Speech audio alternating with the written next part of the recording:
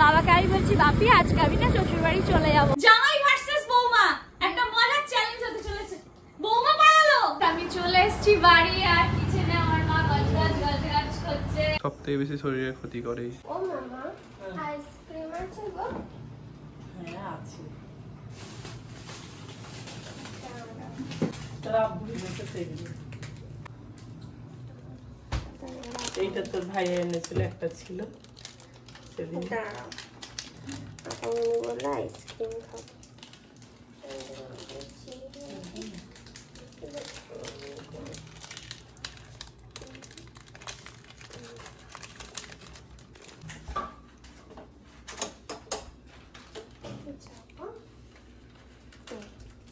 মনে হচ্ছে মা আছে।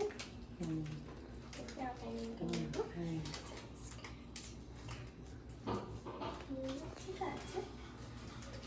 এটাকে ফাঁকি দিই। মজা আছে।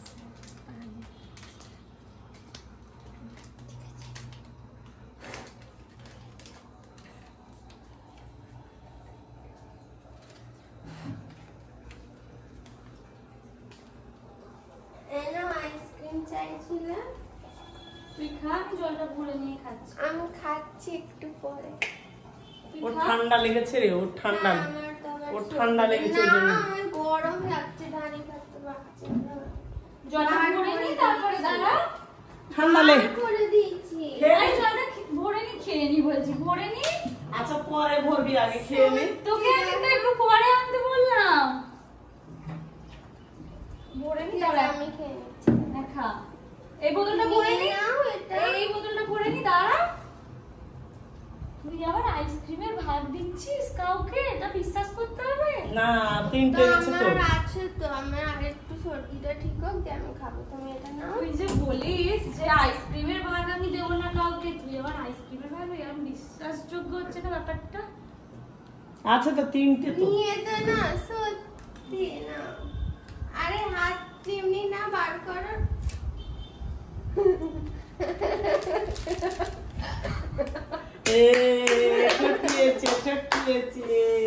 আমি আগে বুঝেছি না যে ও আইসক্রিমের ভাগ দেবে, তাও আবার আমাকে।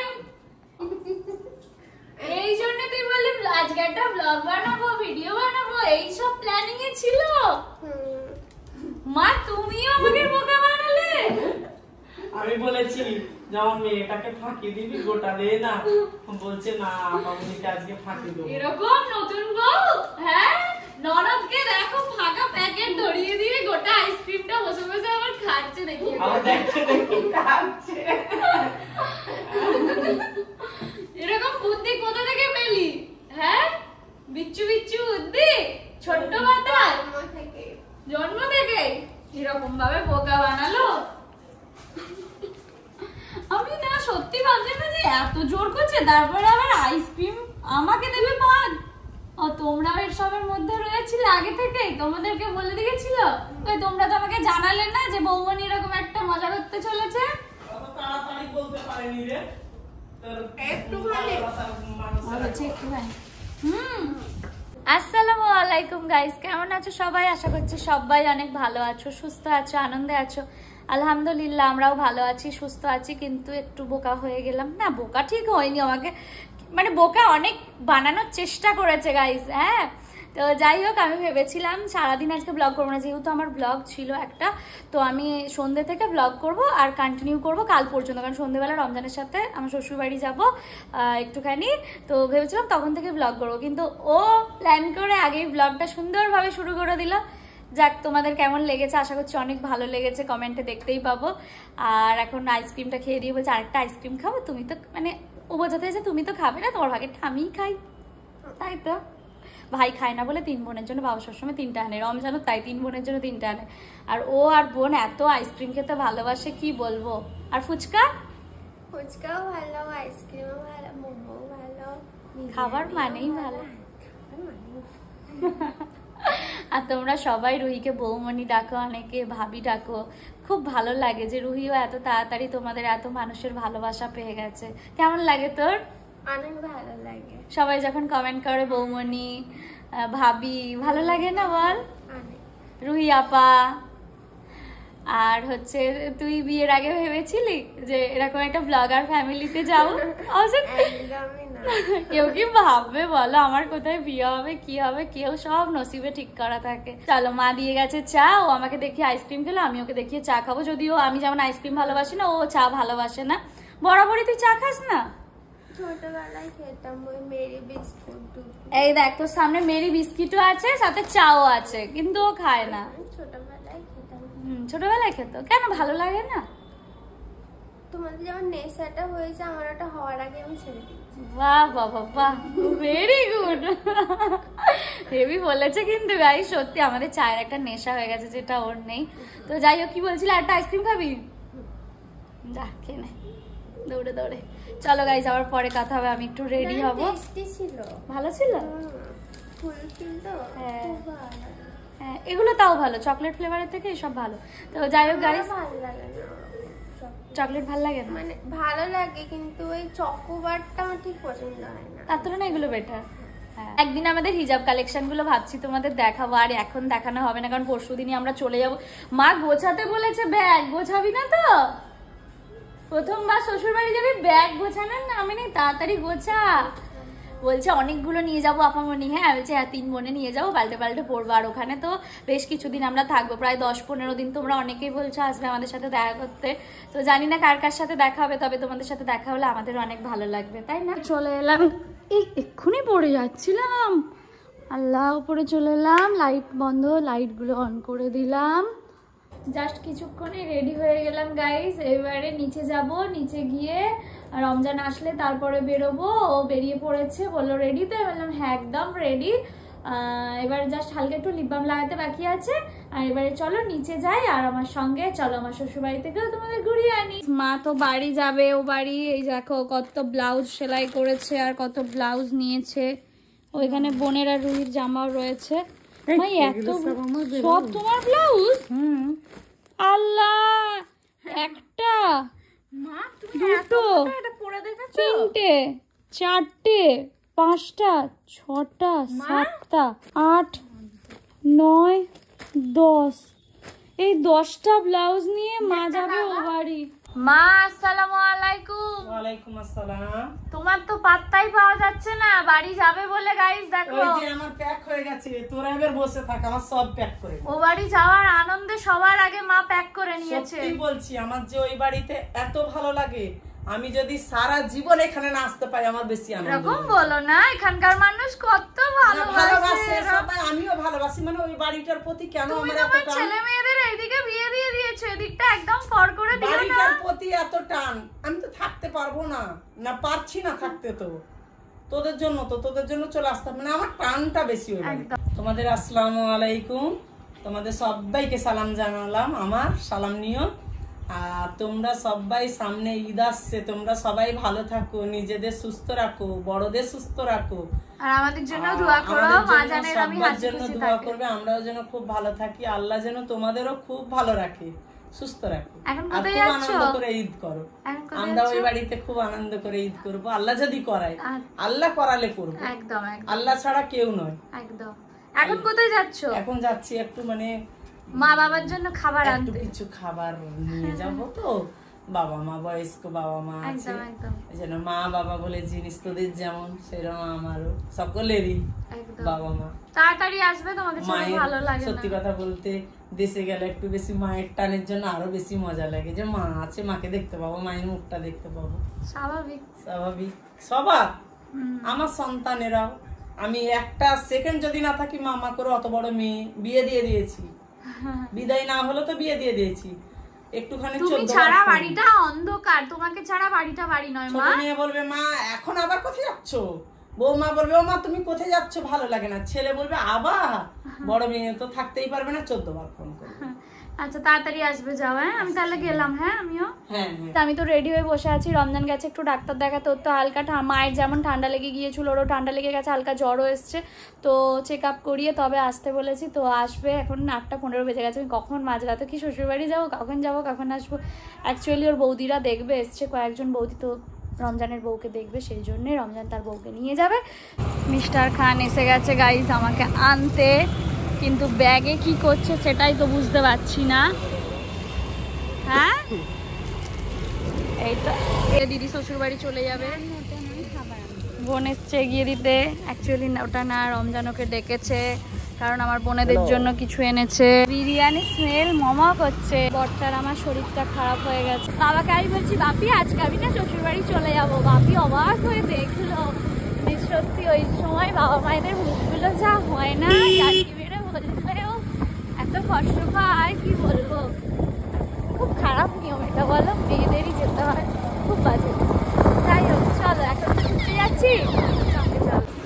হ্যাঁ চলো, কোল্ড ড্রিঙ্কস নিয়ে নিয়েছি। আমার শাশুড়ি মা তো মাজা ছাড়া কিছু খান না, তো মাজা বাড়িতে আছে। এবার যারা আসবে তাদের জন্য স্প্রাইট নিতে বলেছে, তো স্প্রাইট নিয়ে নিয়েছি। পৌঁছে গেছি গাইজ আমি শ্বশুর বাড়ি। রমজান গেছে ফ্রেশ হতে, ততক্ষণে আমি ওয়েট করছি কখন আসবে আমাকে সবাই দেখতে। একটু আয়নার সামনে দাঁড়িয়েও ভিডিও করে নিচ্ছি কারণ এখনো ওনারা আসেননি।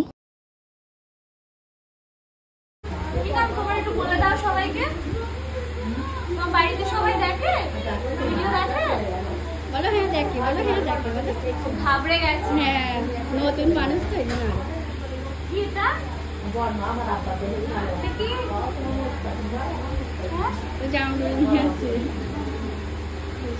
টাটা করে দাও, টাটা করে দাও না, টাটা করে দাও। এইদিকে এইদিকে এইদিকে এইদিকে টাটা করে দাও, টাটা করে দাও। সবাই এসেছিল আমার সাথে দেখা করতে, অনেক মজা হলো। এবারে আম্মাজি খেতে দিয়েছে ইয়ামি ইয়ামি বিরিয়ানি, সাথে রয়েছে মিষ্টি দই। বিরিয়ানিটা খেতে বেশ টেস্টি। চলো খাওয়া দাওয়া করে নিই, তারপরে কথা হবে। কোল্ড ড্রিঙ্কস এই জিনিসটা খাওয়া উচিত নয়, জানো কি? সবথেকে বেশি শরীরের ক্ষতি করে এই জিনিসটা। মানসিকভাবে সবচেয়ে বেশি শান্তি দেয়। আগের বারে এসে ফ্রিজ খুলে মিষ্টি চুরি করেছিলাম। এখন মিষ্টি চুরি করো, যাও আছে খুলে দেখো, দেখো খুলে।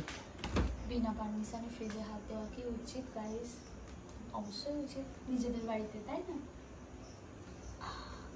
এই দেখো আমার শাশুড়ির জন্য মাজা, এটা ছাড়া আমার চলে না। আমি কিরকম ফ্রিজ খুলে বসেছি। এই আমরা তো এখানে বন্ধ করো, বন্ধ করো। এই মিষ্টি আছে তো, সবাইকে খাওয়ালে আমি খাবো না। খাও দাও, মাখা সন্দেশ এটাকে বলে, মিষ্টি। খাওয়ানো কালকে এই তারপর রেখে তো উল্টে যাবে, উল্টে যাবে।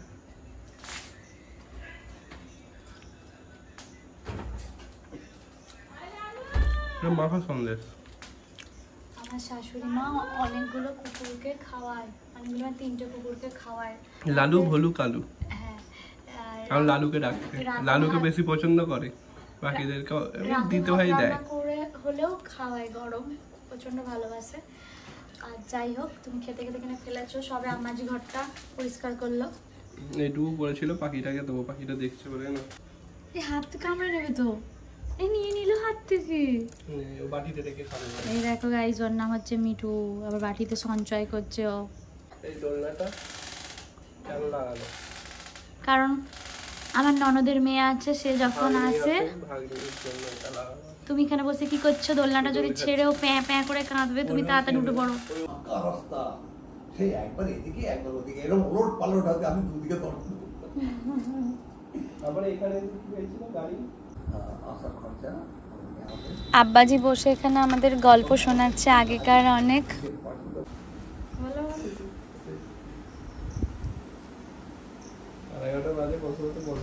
আজকে প্রথমবার গাইজ আমি রয়ে গেলাম আমার শ্বশুর বাড়িতে, এই প্রথমবার। আর এখন ঘড়িতে বাজে 6:45, উঠে পড়েছি। আম্মাজি খেতে দিয়েছে আমাদের নাস্তা। গাইজ আমরা তো প্রথমে বাড়ির দিকেই যাচ্ছিলাম, জানো তো, তারপরে হঠাৎ করে মনে হলো যাই একটু বাজার থেকে ঘুরে আসি। সকাল সকাল বেরিয়েছি যখন, আবার রমজান গাড়ি ঘোরালো, দিয়ে এখন আমরা বাজারের দিকে যাচ্ছি, ডানকুনি বাজারে। গাইজ সকাল সকাল মিস্টার খান আর আমি মাছের বাজারে। দেখো কত মাছ।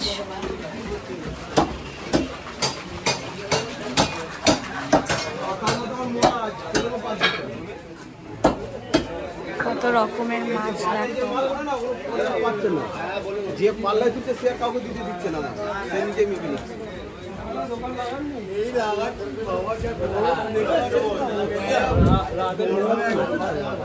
মাছ ভালো ছিল তো?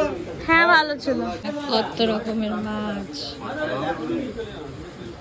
রুই, কাতলা, বাটা, চারাপোনা সব আছে। সকাল সকাল এত মাছ দেখে ভালো লাগছে। এইগুলো কি মাছ কাকু? তেলাপিয়া? তেলাপিয়া। এই পমফ্রেট গুলো ছোট, ভালো ভালো দেখে দাও যেন টেস্টি হয়। কেটে দে? হ্যাঁ হ্যাঁ কেটে দেবে।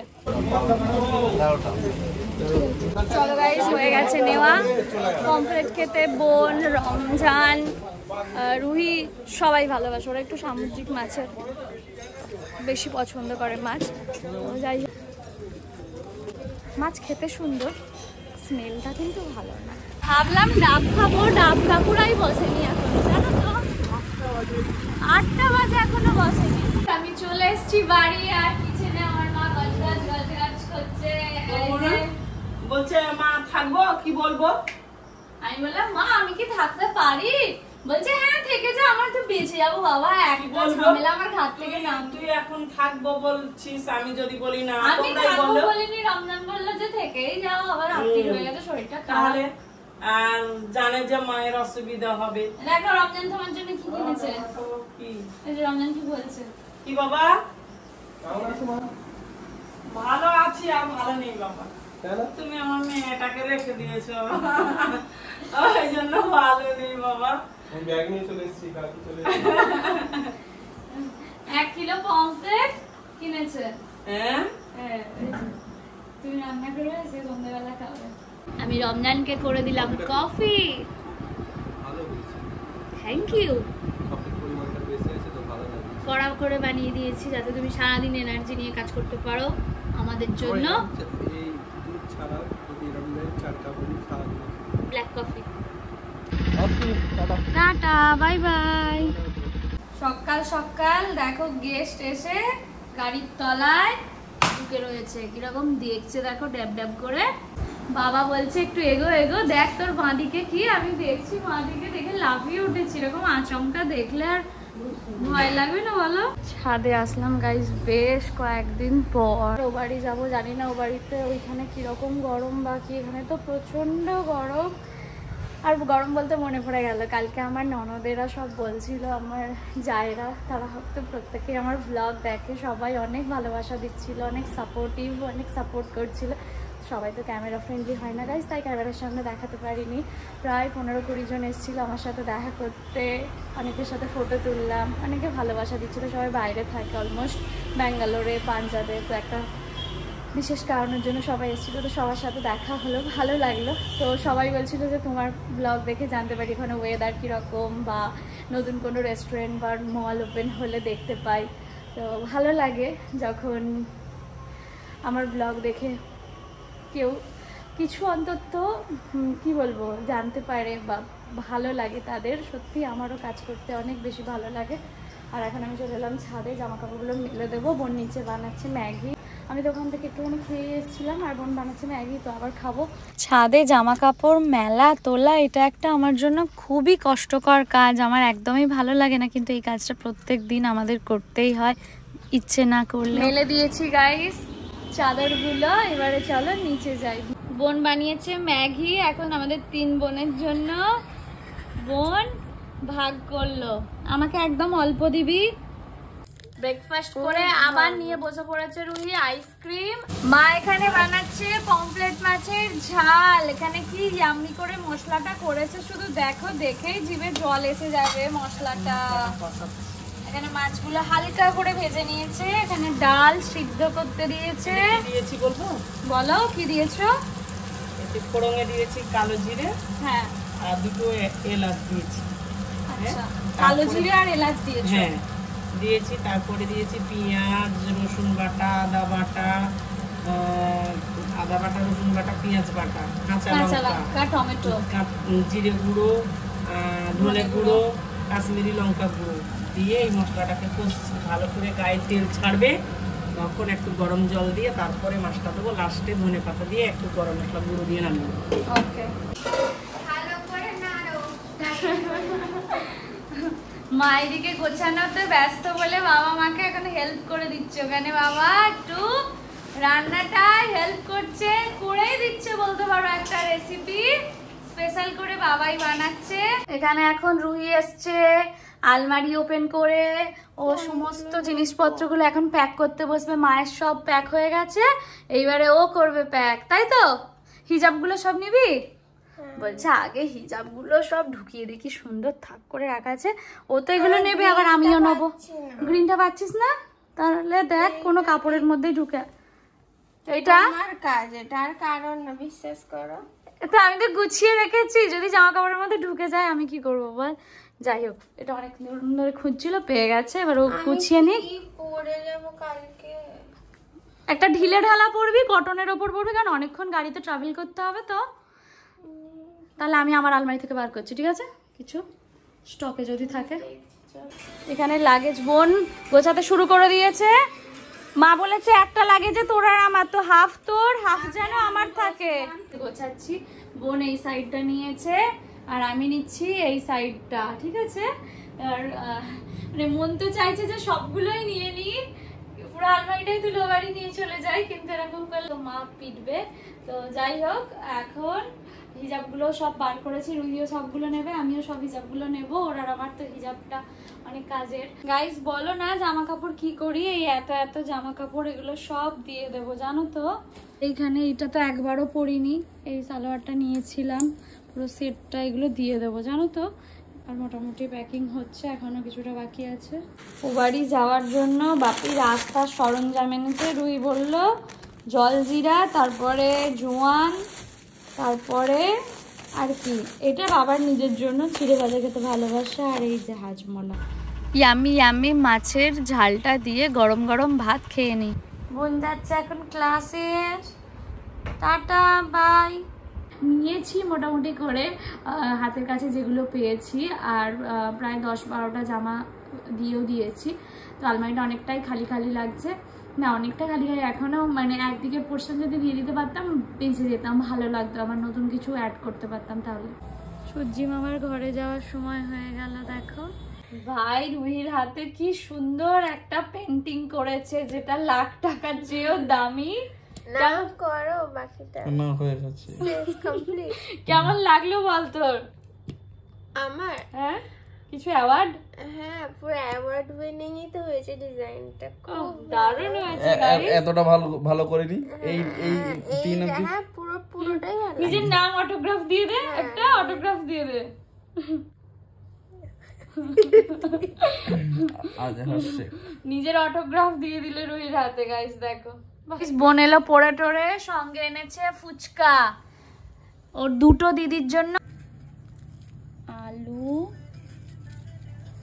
আর জল। আমি খেলা বুঝি না গাইস, তাও আমায় জোর করে বসিয়ে খেলা দেখানোর চেষ্টা করা হচ্ছে। ওখানে একটা কাপল বসে আছে যারা নিজেদের ফোনে দেখছে রিলস, এই যে দেখিয়ে দে টাটা।